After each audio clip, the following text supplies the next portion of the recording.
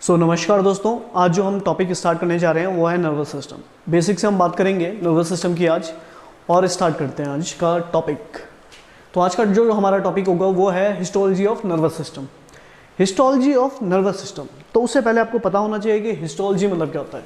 देखो, हिस्टो मतलब होता है क्या, टिश्यू, ठीक है। और टिश्यू किसके बनी हुई होती है? टिश्यू बना हुआ होता है हमारे सेल से। Group of cell is known as tissue, ठीक है। और टिश्यू की स्टडी को हम क्या बोलते हैं? हिस्टोलॉजी, ठीक है। यानी कि study of tissue is known as histology, ठीक है। तो देखिए, नर्वस सिस्टम की हिस्टोलॉजी में दो चीज़ इंपॉर्टेंट है, यानी कि दो सेल बहुत ज़्यादा इंपॉर्टेंट है। पहली सेल न्यूरॉन और दूसरी सेल न्यूरोग्लिया। जो पहली सेल है वो है न्यूरॉन और जो दूसरी सेल है वो है न्यूरोग्लिया, ठीक है। तो न्यूरॉन तो आप सभी ने सुना ही होगा कि क्या होता है न्यूरॉन, ठीक है। यहाँ पे क्या क्या जो क्वेश्चन आए हैं या जिनकी प्रोबेबिलिटी ज़्यादा है आने की, ठीक है, उसकी हम बात करेंगे। न्यूरॉन से जो पहला क्वेश्चन आता है वो जो बहुत ही बेसिक से क्वेश्चन आता है वो बेसिक ही है, यानी कि वो क्या है कि इससे जो डायरेक्ट क्वेश्चन आता है कि व्हाट इज न्यूरॉन। तो न्यूरॉन जो है basic structural and functional unit है। किस चीज़ की? हमारे नर्वस सिस्टम की, यानी कि basic structural and functional unit of nervous system. कौन सा क्वेश्चन आया था? ये आया था आरआरबी 2019 सेकेंड शिफ्ट का। ये क्वेश्चन आया था कि न्यूरॉन क्या है? Basic structural and functional unit of nervous system. Simple सा क्वेश्चन है, ये आपको पता होना चाहिए। दूसरा पॉइंट न्यूरॉन का ये है कि क्या ये डिवाइड कर पाता है या डिवाइड नहीं कर पाता है। तो याद रखिए, न्यूरॉन एक टाइम तक डिवाइड करता है, यानी कि बच्चे तक, जब तक बच्चा 1 साल या 1.5 साल का नहीं होता है तब तक तो न्यूरॉन डिवाइड होता है, लेकिन उसके बाद अपनी कैपेसिटी डिवाइड होने की बिल्कुल खो देता है, ठीक है। यानी कि अगर इन शॉर्ट ये कहें कि एक बार जो न्यूरॉन है मैच्योर हो गया तो उसके बाद ये क्या नहीं कर पाएगा, खुद को डिवाइड नहीं कर पाएगा, यानी कि अनडिविजिबल रहेगा, ठीक है। चलो नेक्स्ट पॉइंट ये है जो इससे क्वेश्चन आता है, वो क्वेश्चन ये आता है कि न्यूरॉन कौन सी सेल है, यानी कि सबसे लॉन्गेस्ट सेल है या सबसे शॉर्टेस्ट सेल है या मीडियम है। तो आपको पता होना चाहिए कि सबसे जो लंबी सेल होती है हमारी बॉडी में वो कौन सी होती है? न्यूरॉन होती है। डायरेक्ट क्वेश्चन आता है, कई बार ये क्वेश्चन आता है, ठीक है। नेक्स्ट जो बहुत ही ज़्यादा इम्पॉर्टेंट पॉइंट है और किसी को पता नहीं होता है, बहुत ही कम को पता होता है। देखो, न्यूरॉन को जिंदा रहने के लिए दो चीज़ों की ज़रूरत होती है, ठीक है। यानी कि हमारे ब्रेन को जिंदा रहने के लिए दो चीज़ बहुत इंपॉर्टेंट है। पहला क्या, किसी भी चीज़ को जिंदा रहने के लिए क्या ज़रूरत है? एनर्जी की। एनर्जी कहाँ से आएगी? वो आएगी हमारी ग्लूकोज से। एक बात तो ये हो गई। और दूसरी चीज़ जिंदा रहने के लिए बहुत ही ज़्यादा इंपॉर्टेंट बात क्या है हमारी? वो है ऑक्सीजन, यानी कि O2, ठीक है। यहां से घुमा के एक क्वेश्चन आता है, वो बार बार आता है। जैसे कि इस बार आया था मेरे ख्याल से एम्स बठिंडा में एक क्वेश्चन आया था। उसमें क्या क्वेश्चन आया है? क्वेश्चन आया था कि ऑक्सीजन के लिए सबसे ज़्यादा सेंसिटिव सेल कौन सी है, यानी कि which is the most sensitive cell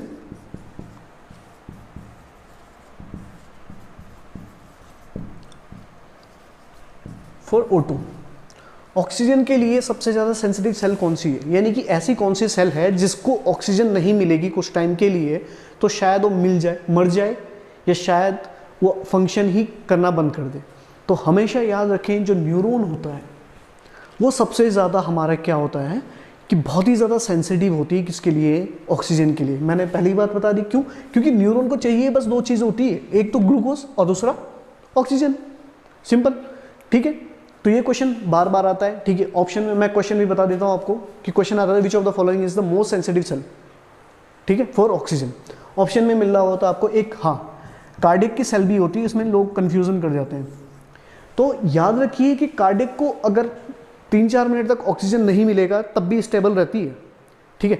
लेकिन अगर हमारे न्यूरॉन को 30 सेकंड भी ऑक्सीजन, प्रॉपर ऑक्सीजन की सप्लाई नहीं होगी तो फंक्शन बिल्कुल क्या करने लगता है, अपना मिस फंक्शन करने लगता है।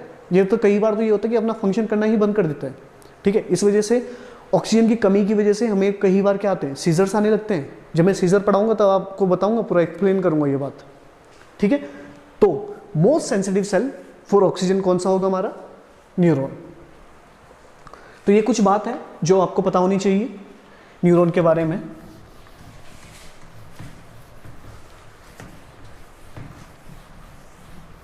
ठीक है, तो नेक्स्ट हम देख लेते हैं हमारा न्यूरोग्लिया।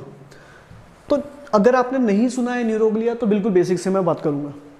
न्यूरोग्लिया, न्यूरोग्लिया तोड़ते हैं इसको। न्यूरो मतलब क्या है, न्यूरॉन, ठीक है। ग्लिया, ग्लिया मतलब होता है ग्लू, न्यूरॉन प्लस ग्लू, यानी कि न्यूरॉन के साथ जो चिपकी हुई सेल हो उसको हम क्या बोलेंगे, न्यूरोग्लिया सेल, ठीक है। नाम से ही पता चल गया कि न्यूरोग्लिया यानी कि किसके साथ चिपकी हुई होगी, ये न्यूरॉन के साथ, ठीक है। कई बार इसको हम ग्लियल सेल भी कहते हैं सिंपली, ठीक है। न्यूरोग्लिया जो है, यहां से क्वेश्चन आता है कि व्हाट इज न्यूरोग्लिया। तो न्यूरोग्लिया जो होता है ये एक सपोर्टिंग सेल है। क्या है ये, सपोर्टिंग सेल है, ठीक है। सपोर्टिंग सेल किसके लिए सपोर्टिंग है, न्यूरॉन के लिए, ठीक है। ये न्यूरॉन को बचाती है, कैसे, ये हम बाद में डिटेल में बात करेंगे, ठीक है। सेकंड पॉइंट यहां से ये आएगा कि क्या ये नंबर में ज़्यादा होती है, ये नंबर में कम होती है एज कंपेयर टू किसके, न्यूरॉन के, ठीक है। ये जिमर का सवाल आया था कि न्यूरोग्लिया सेल, एक स्टेटमेंट दिया था कि न्यूरोग्लिया सेल ज़्यादा होती है या न्यूरॉन से ज़्यादा होती है। सभी ने आंसर लगाया था कि न्यूरॉन ज़्यादा होते हैं। तो हमेशा याद रखें, याद कैसे करना है इसे, जब ये सपोर्टिंग सेल है तो सपोर्टिंग सेल के यानी कि किसी को बचा रही है, बचाने के लिए सिपाही ज़्यादा चाहिए कम चाहिए, ज़्यादा चाहिए, ऑब्वियसली बात है, ठीक है। तो यानी कि ये क्या होंगे, मोर इन नंबर, ज़्यादा होंगे ये, ठीक है। नेक्स्ट क्वेश्चन इससे ये आता है, नेक्स्ट जो स्टेटमेंट दी थी वो ये दी थी कि न्यूरोग्लिया सेल जो होती है या ग्लियल सेल जो है वो, कट करेंगे हम यहाँ पे,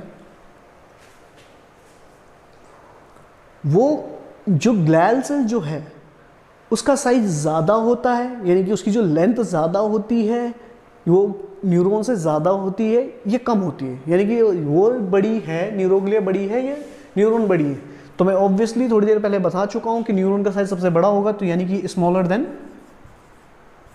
किसके, न्यूरॉन के होंगे, ठीक है, सिंपल। तो ये कुछ बात है। और एक और चीज़ यहाँ पे आपको याद रखनी है, जो स्टेटमेंट दिया था वो स्टेटमेंट ये दिया था कि न्यूरोग्लिया क्या खुद को डिवाइड कर पाती है या डिवाइड नहीं कर पाती है। तो मैंने थोड़ी देर पहले बताया कि न्यूरॉन तो खुद को डिवाइड नहीं कर पाएगी एक स्टेज के बाद, लेकिन यहाँ पे न्यूरोग्लिया है, सपोर्टिंग सेल है, यानी कि नॉर्मल सेल की तरह होगी। अब नॉर्मल सेल है तो ये खुद को क्या कर पाएगी, डिवाइड कर पाएगी, ठीक है। तो यानी कि ये डिवाइड कर सकती है खुद को, ठीक है। ये इंपॉर्टेंट बात है, याद रखिएगा इसे, ठीक है। तो ये कुछ बात हो गई हमारी किसके बारे में, न्यूरॉन और न्यूरोग्लिया के बारे में। अब इन दोनों को डिटेल में बात करते हैं थोड़ा।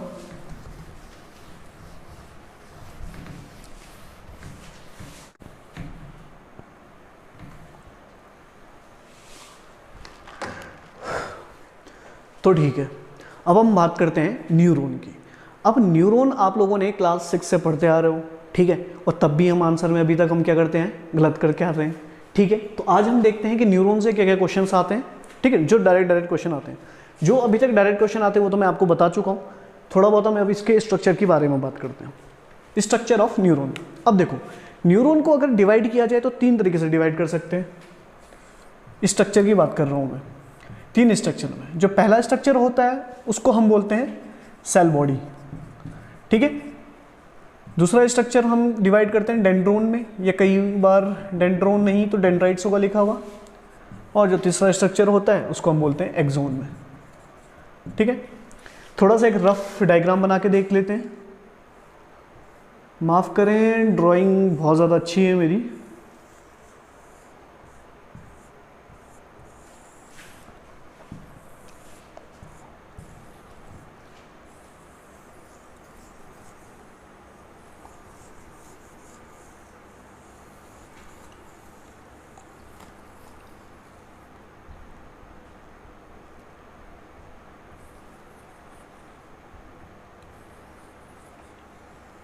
ये हो गया हमारा कुछ स्ट्रक्चर न्यूरॉन का,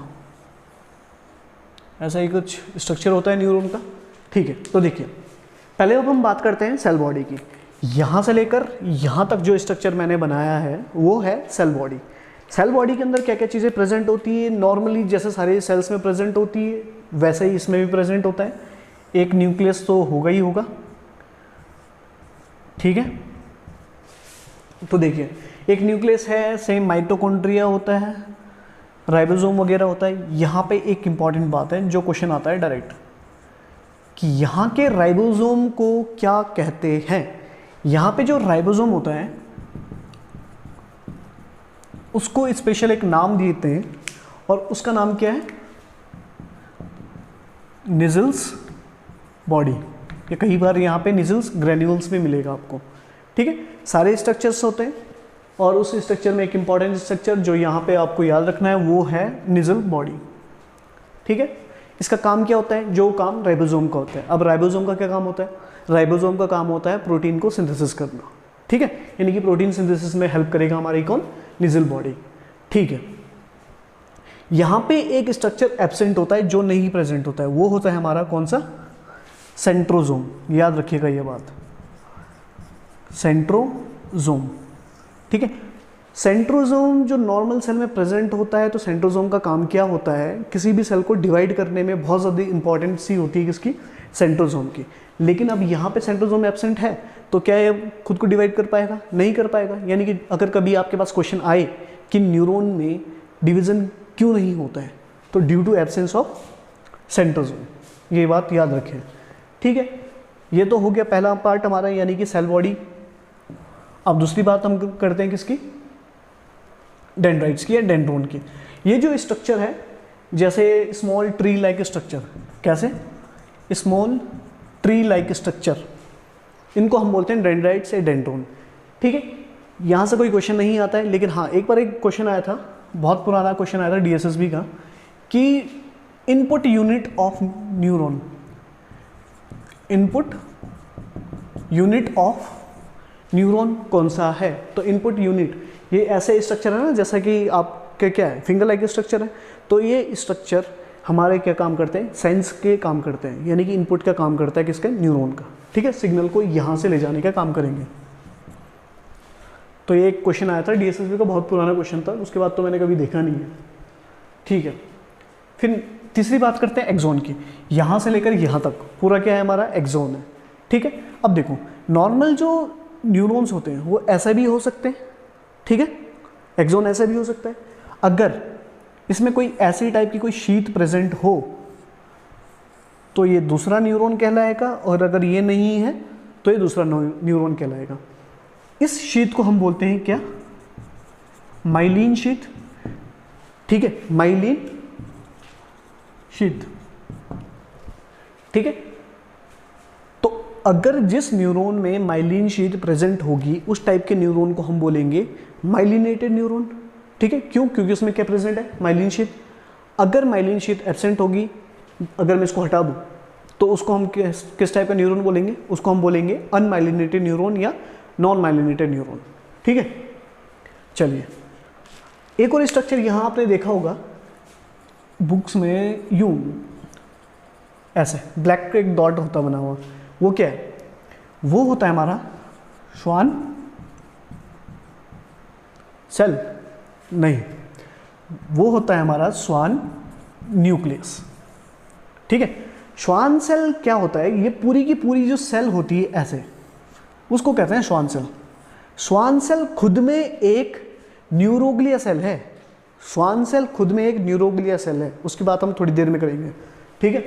लेकिन जो ये डॉट होता है अंदर वो एक न्यूक्लियस होता है, और हर कोई इसको बहुत सारी बुक में मैंने पढ़ा भी है, देखा भी है कि वहाँ पे श्वान सेल लिखा होता है। श्वान सेल नाम की कोई चीज़ नहीं होती हो, श्वान सेल पूरी एक सेल होती है, प्रॉपर सेल, ठीक है। वो एक न्यूरोग्लिया सेल होती है जो अटैच होती है किससे, हमारे किससे, न्यूरॉन से। श्वान सेल का काम क्या होता है, श्वान सेल का काम होता है इस माइलिन शीट को बनाने का, ठीक है, उसके हम बाद में बात करेंगे भी, ठीक है। और लास्ट में ये जो स्ट्रक्चर है इसको हम बोलते हैं एक्सोन टर्मिनल।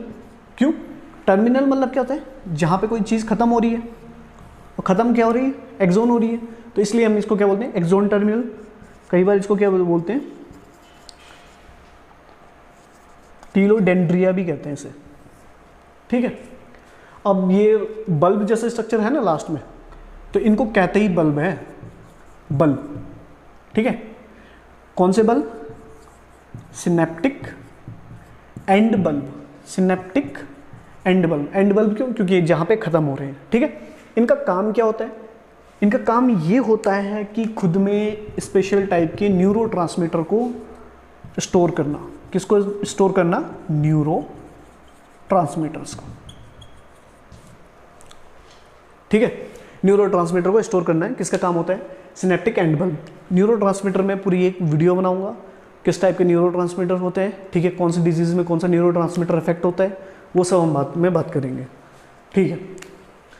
तो देखो सिनेप्टिक बल्ब, कई बार इसको सिनेप्टिक बल्ब की जगह सिनेप्टिक लोब भी कहते हैं, सिनेप्टिक एंड लोब, ठीक है। तो ये थी हमारी बिल्कुल बेसिक बातें एक न्यूरॉन के बारे में जो आपको पता होनी चाहिए। हमने देखा कि न्यूरॉन को हमने डिवाइड किया 3 टाइप में। पहला टाइप क्या था, पहला जो पोर्शन था वो है सेल बॉडी। सेल बॉडी के अंदर न्यूक्लियस होती है, जो सारी चीज़ें होती हैं। जो चीज़ नहीं होती है वो क्या नहीं होती है, सेंट्रोसोम एब्सेंट होता है, ठीक है। बाकी एक चीज़ स्पेशल है जो याद रखनी है आपको, निजल्स बॉडी, किसको कहते हैं, राइबोसोम को बोलते हैं। उसका फंक्शन क्या होता है, प्रोटीन का सिंथेसिस करना, ठीक है।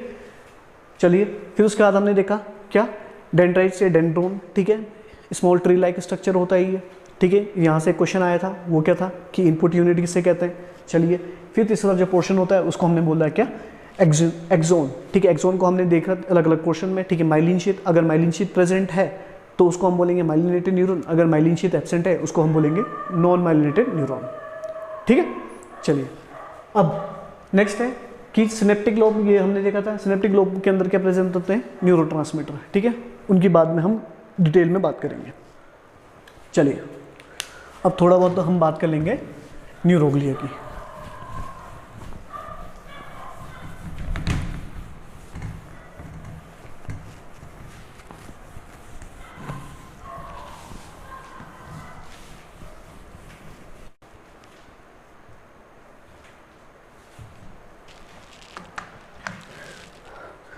तो न्यूरोग्लिया आगे पढ़ने से पहले मैं थोड़ा सा 1-2 क्वेश्चन और करवा लेता हूँ, ठीक है। जो इंपॉर्टेंट क्वेश्चन आ लेते हैं कई बार, वो आते हैं क्वेश्चन आपके टाइप्स ऑफ न्यूरॉन्स, ठीक है।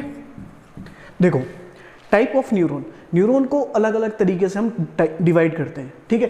पहला जो डिवीजन का तरीका होता है वो होता है अकॉर्डिंग टू पोल,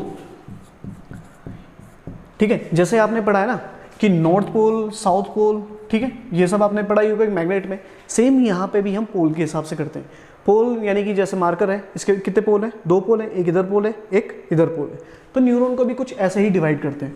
मान लीजिए एक न्यूरॉन है, अभी ऐसा बना रहा हूँ, ठीक है।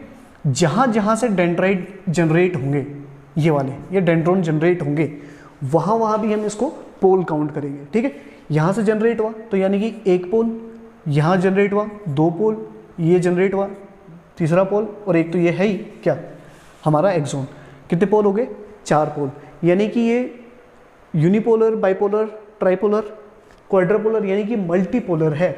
तो अब देखा जाए तो ये किस टाइप का न्यूरॉन है हमारा, जो मैंने इससे पहले वाला स्ट्रक्चर बनाया था वो क्या था हमारा, मल्टीपोलर न्यूरॉन, ठीक है।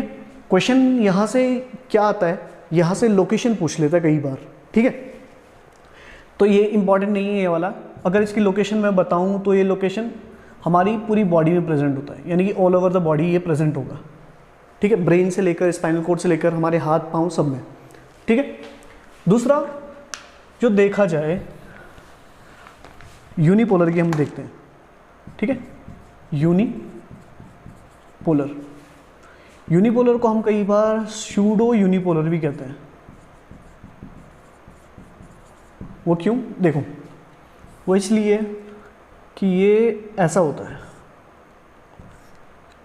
एक साइड डेंड्राइट होता है, एक साइड ये एक्सोन होता है, और इधर साइड ये सेल बॉडी होती है। इधर से कोई डेंड्राइट एक्सोन नहीं निकले होते हैं, देखो डेंड्राइट एक्सोन इधर है। यहाँ से देखा जाए तो केवल एक ही पोल है, यहाँ से देखा जाए तो ऐसा लग रहा है कि दो पोल है, इसलिए स्यूडो यूनिपोलर या स्यूडो बाइपोलर भी कहते हैं इसे, स्यूडो बाइपोलर भी कहते हैं।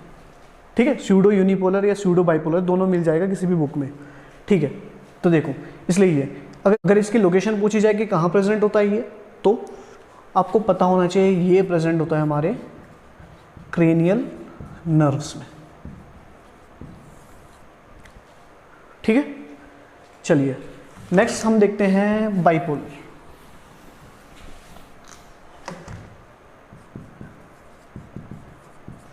बाइपोलर न्यूरॉन, बाइपोलर न्यूरॉन बनाऊं तो एक तरफ ऐसे एक तरफ ऐसे, यानी कि एक पोल ये हो गया, एक पोल ये हो गया।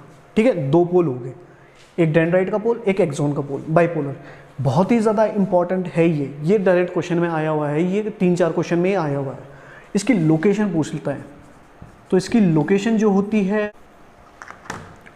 ये होता है आपकी आँखों में, आँखों में जो आपकी रेटिना है उसका वहाँ प्रेजेंट होता है। डायरेक्ट क्वेश्चन आया है, ये पॉइंट ज़रूर नोट कर लें कि बाइपोलर न्यूरॉन कहाँ प्रेजेंट होता है, तो बाइपोलर न्यूरॉन जो प्रेजेंट होता है वो आपके रेटिना में प्रेजेंट होता है। ठीक है, ये क्वेश्चन आया हुआ है। ठीक है, तो ये हमने 3 तो देख लिए अकॉर्डिंग टू पोल।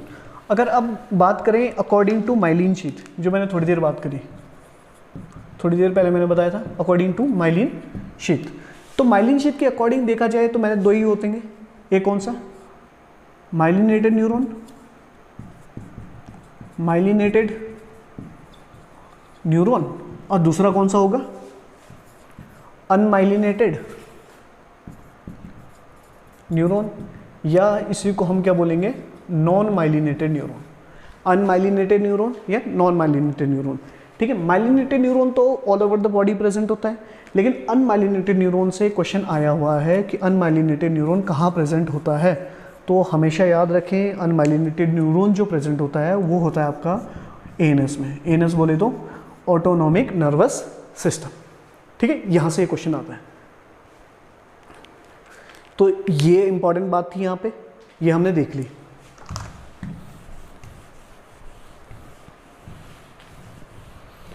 अब हम नेक्स्ट आगे बढ़ते हैं न्यूरोग्लिया की ओर।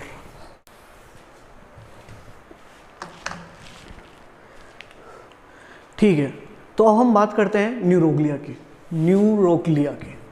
ठीक है, न्यूरोग्लिया के बारे में थोड़ा बहुत मैं ऑलरेडी बता चुका हूँ, फिर से मैं रिपीट कर देता हूँ कि न्यूरोग्लिया जो होती है वो क्या होती है। पहली बात जो डायरेक्ट क्वेश्चन आता है, ये क्या एक सपोर्टिंग सेल है। ठीक है, दूसरी चीज़ ये ज़्यादा होती है कम होती है, ये ज़्यादा होगी क्योंकि क्या कर रही है, सपोर्ट कर रही है। तीसरी चीज़ इसका साइज़ ज़्यादा होता है या कम होता है, तो ये कैसी होती है, स्मॉलर होती है। ठीक है, क्या ये खुद को डिवाइड कर पाती है, तो हाँ बिल्कुल ये डिवाइड कर पाएगी, यानी कि खुद को ये रीजनरेट कर सकती है।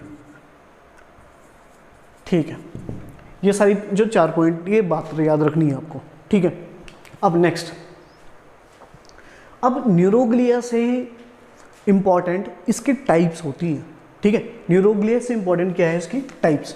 तो आपको अगर अभी तक पता नहीं है तो आज मैं आपको बता देता हूँ कि टाइप्स ऑफ न्यूरोग्लिया।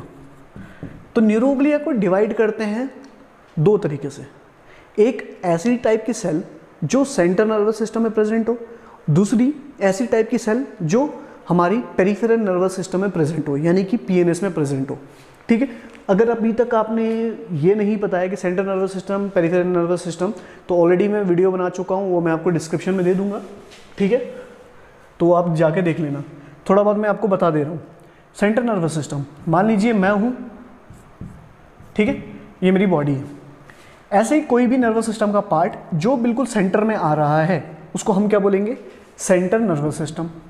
ठीक है, और ऐसा नर्वस सिस्टम का पार्ट जो कहाँ आ रहा है, सेंटर के अलावा, इसके अलावा जो कुछ भी है वो क्या कहलाएगा, हमारा पेरिफेरल नर्वस सिस्टम। पेरिफेरल मतलब होता है परे नर्वस सिस्टम, परे परे मतलब दूर होना। ठीक है, पेरिफेरल नर्वस सिस्टम।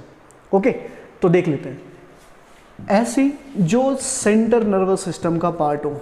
और हमेशा याद रखना है सेंटर नर्वस सिस्टम में केवल 2 ही पार्ट होते हैं, एक होता है ब्रेन एंड दूसरा होता है आपका स्पाइनल कॉर्ड। ठीक है, लोग कंफ्यूज कर जाते हैं, क्वेश्चन आता है कि क्या क्रेनियल नर्व और spinal nerve central nervous system का पार्ट है? तो नहीं, ये दोनों पार्ट किसके हैं?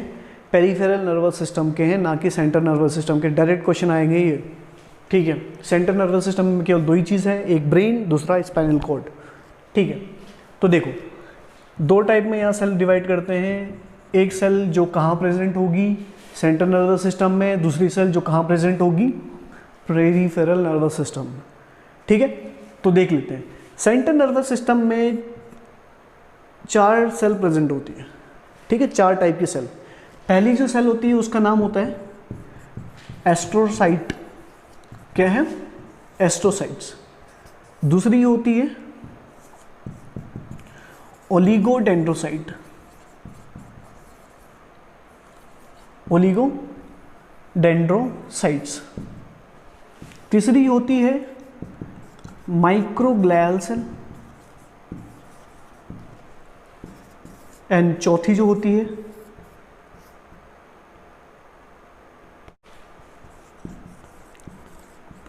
एपेंडाइमल सेल, ठीक है। Astrocyte, oligodendrocyte, microglial cell and ependymal cell. Important है चारों के चार, ठीक है। और जो पेरिफेरल नर्वस सिस्टम में है उसमें 2 सेल्स होती हैं, केवल 2। एक जो मैं थोड़ी देर पहले बात कर रहा था, स्वान सेल, और दूसरी satellite cell. Schwann cell and satellite cell, ठीक है। तो देखो, यहां से एक एक 2 क्वेश्चन बनते रहते हैं, डायरेक्ट किसी न किसी क्वेश्चन में आपको मिल जाएंगे, किसी न किसी एग्जाम में, ठीक है। तो एक एक करके हम बात करते हैं। चारों ऑप्शन होंगे, ठीक है। तो पहला क्वेश्चन आपसे ये पूछा जाता है कि 4 ऑप्शन दिए होते हैं कि लार्जेस्ट सेल कौन सी है, यानी कि लार्जेस्ट सेल पूछता है, लार्जेस्ट न्यूरोग्लिया सेल कौन सी है। ऑप्शन 4 है ABCD, ठीक है। तो उसका आंसर है हमारा एस्ट्रोसाइट, ठीक है। दूसरा क्वेश्चन पूछता है कि सबसे ज़्यादा नंबर में न्यूमरस सेल कौन सी है, ABCD ऐसा होता है। फिर उसका भी आंसर कौन सा होगा? एस्ट्रोसाइट। फिर उसके बाद पूछता है कि मैक्रोफेज कौन सा है हमारा? Macrophage cell. मैक्रोफेज मतलब क्या होता है? ऐसी सेल जो फॉरेन बॉडी से लड़े, ठीक है, बैक्टीरिया वायरस उनको खाए, राइट, उनको ही तो कहते हैं मैक्रोफेज सेल। तो मैक्रोफेज ऑफ नर्वस सिस्टम कौन सी है? तो याद रखना, माइक्रोग्लियल सेल। ये आंसर है, डायरेक्ट क्वेश्चन में बता रहा हूँ अभी आपको, ठीक है।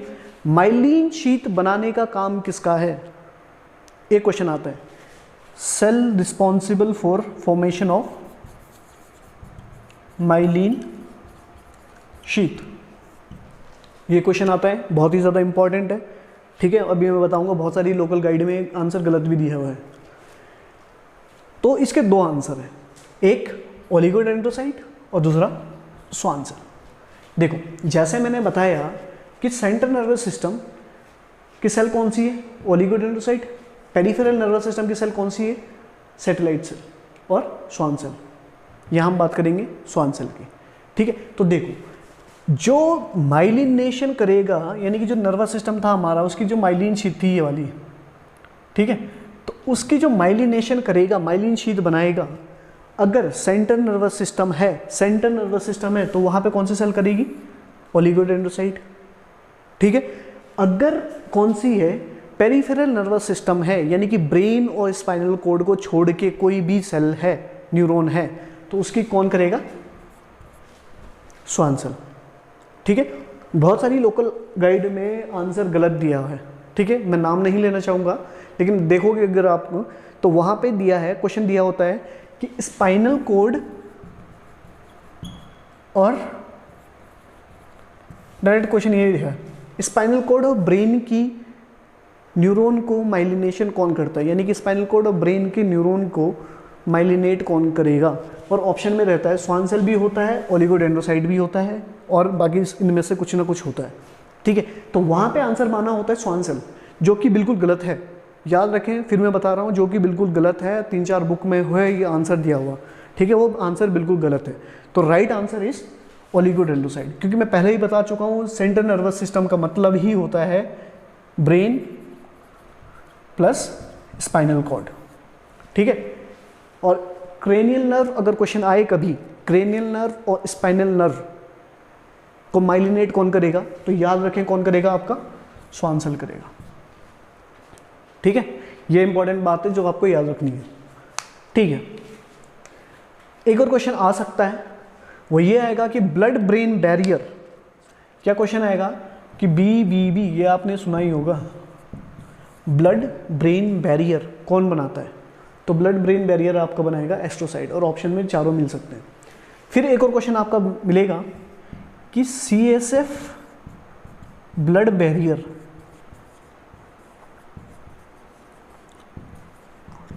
CSF ब्लड बैरियर कौन बनाएगा, CBB, तो वो है हमारी एपेंडाइमल सेल, ठीक है। ये बात आपको याद रखनी है। चलिए एक एक करके हम बात कर लेते हैं थोड़ा बहुत।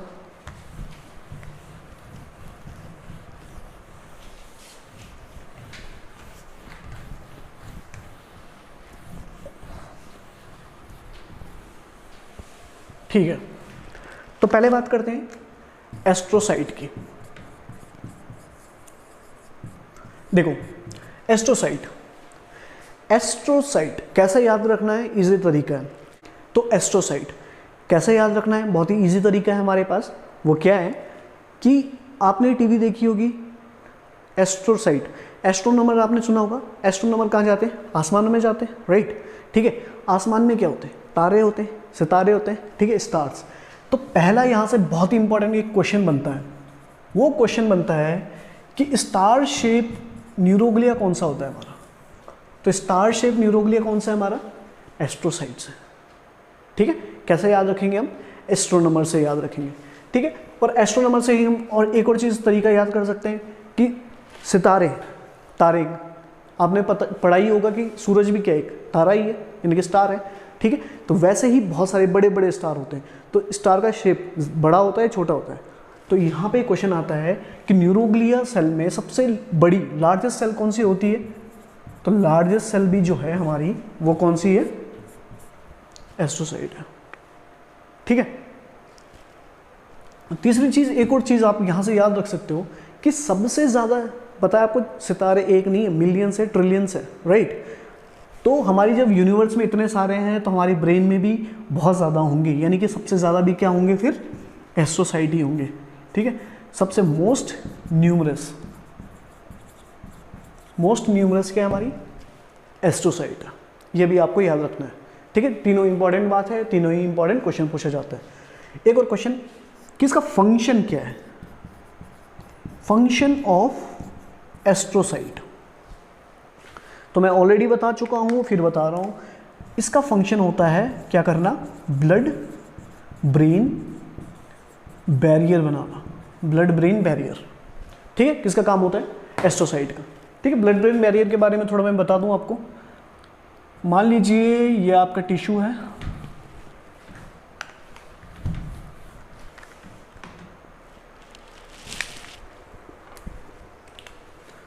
मान लीजिए ये आपके ब्रेन में ब्लड सेल है, ब्लड वेसल है, ठीक है। फिर और ये आपकी ब्रेन है, ब्रेन का टिश्यू है, ठीक है। और बीच में मैं बना लेता हूँ एस्ट्रोसाइट, स्टार जैसा बताया था मैंने, तो कुछ स्टार जैसा ही मैं बना देता हूँ, ठीक है। और ये आपस में जुड़े हुए होंगे, ऐसे कुछ जुड़े हुए होंगे, ठीक है। देखो ये आर्टरी है, ये क्या है, ब्लड है, ठीक है। ये क्या था हमारा, ब्रेन है, और ये क्या है हमारा बीच में बैरिकेड है। बैरिकेड मतलब क्या होता है, जैसे कि कोई बैरियर हो गया, जैसे पुलिस वाले ने आजकल लगाए हुए हैं आपके घर के आगे, क्या बैरियर बनाए हैं सड़कों में, ठीक है। तो ये भी एस्ट्रोसाइट हमारा कैसे काम कर रहा है, ऐसे काम कर रहा है कि बैरिकेड की तरह, किसके लिए, ब्रेन के लिए। इसका क्या काम होता है, ठीक है। इसका ये काम होता है जब कभी आप बहुत सारी ड्रग देते हैं, ठीक है। आपने पढ़ा होगा कि ऐसी बहुत सारी ड्रग है जो BBB को, यानी कि ब्लड ब्रेन बैरियर को क्रॉस कर जाती है। कुछ ड्रग ऐसी होती है जो कुछ नहीं कर पाती है, ठीक है। तो देखो ये आया हमारा, मान ली कोई पार्टिकल है, कोई ड्रग का पार्टिकल है, तो ये इसका काम क्या होगा, इसको रोकना, ये वापस इसको भेज देगी यहाँ, ठीक है। लेकिन किसी किसी स्ट्रक्चर का बहुत ज़्यादा माइन्यूट होता है, वो ईजिली क्रॉस कर जाती है, कुछ कुछ ड्रग ऐसी होती हैं, ठीक है, और कुछ कुछ ड्रग बिल्कुल ऐसी होती है कि जिनके लिए यहाँ पे ऑलरेडी चैनल बने हुए होते हैं, ठीक है। जैसे कि आपने अल्कोहल पढ़ा है, जब कभी हम अल्कोहल लेते हैं, शराब पीते हैं, तो उसके बाद क्या होता है, वो इजीली ब्लड ब्रेन बैरियर को क्रॉस कर जाती है और हमारी ब्रेन में जाके अफेक्ट करने लगता है, तो उसकी वजह से हमें क्या होता है, नशा चढ़ता है, राइट। ऐसे ही बहुत सारी कुछ पार्टिकल्स होते हैं, ठीक है, जो इजीली हमारे ब्लड ब्रेन बैरियर को क्रॉस कर जाते हैं। तो वो कौन से सेल बनाते हैं, हमारी एस्ट्रोसाइट। इंपॉर्टेंट है, याद रखें, ठीक है, कि ब्लड ब्रेन बैरियर कौन बनाता है, तो ब्लड ब्रेन बैरियर बनाएगा हमारा एस्ट्रोसाइट, ठीक है।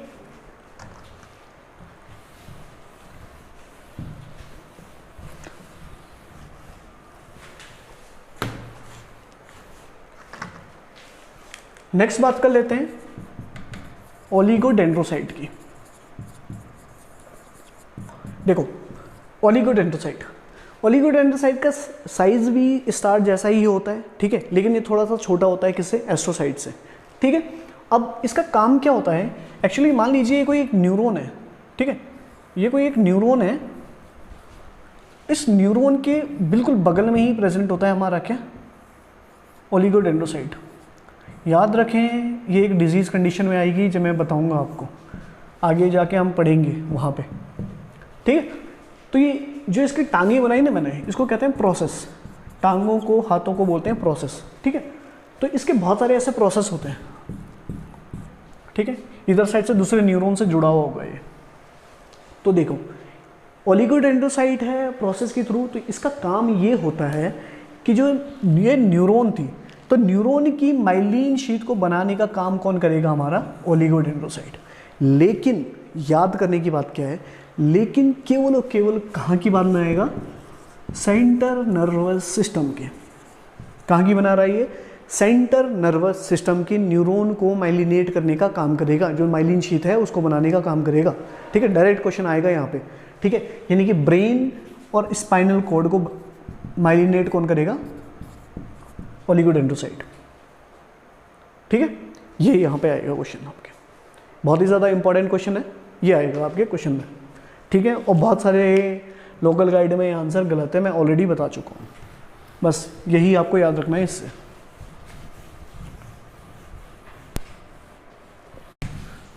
ठीक है, नेक्स्ट बात करते हैं हम माइक्रोग्लियल सेल की।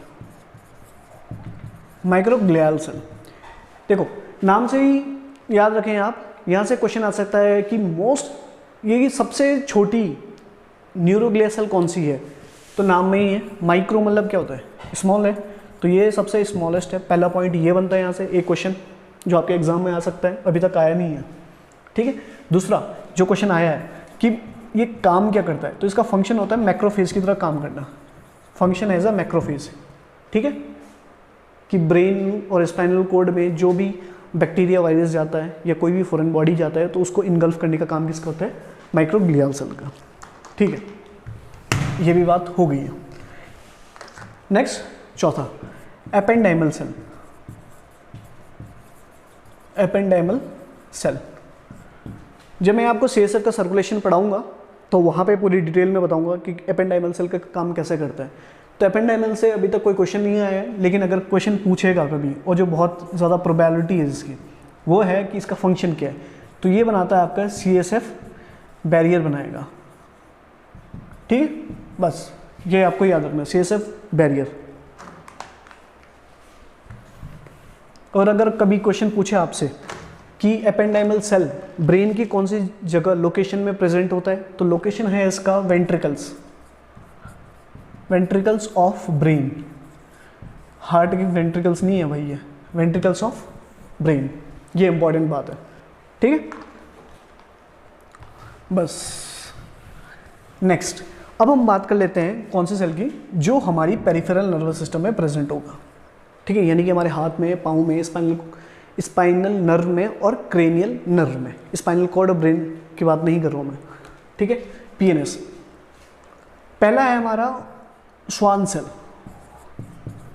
थोड़ी देर पहले मैंने आपको बताया था कि स्वान सेल, स्वान न्यूक्लियस, ठीक है, जो अभी तक आपने न्यूरॉन पढ़ा है बचपन से लेकर आज तक, वो क्या है, स्वान सेल है, ठीक है। जो आप छोटा सा एक डॉट दिखते हो जिसमें स्वान सेल लिखा हुआ होता है, वो स्वान सेल नहीं होता है, एक्चुअली में ये स्वान न्यूक्लियस होता है, ठीक है। ये पूरी सेल कहलाती है हमारी स्वान सेल। इसका काम क्या होता है? इसका काम भी होता है सेम चीज़ जो ओलिगोडेंड्रोसाइट का था। इसका काम होता है क्या बनाना? माइलिन शीट को बनाना, ठीक है, माइलिन शीट को बनाना, ठीक है। लेकिन माइलिन शीट किसकी बनाएगा? Peripheral nervous system. Direct question आता है, ठीक है।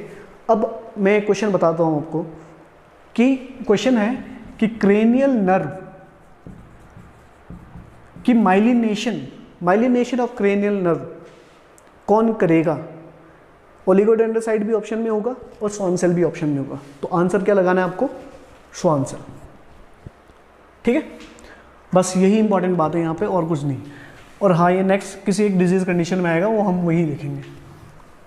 चलिए लास्ट में बात करते हैं हम, जो दूसरी सेल थी वो है सैटेलाइट सेल। ज़्यादा इंपॉर्टेंट नहीं है, बस एक ही क्वेश्चन यहाँ से बनेगा, सैटेलाइट सेल का शेप कैसा होता है? तो शेप है इसका फ्लैट, बस, ठीक है। बाकी ज़्यादा इंपॉर्टेंट बात नहीं है इसमें, ठीक है। तो ये बात थी हमारी अभी तक न्यूरोग्लिया की, हमने पूरी बात कर ली है न्यूरोग्लिया की।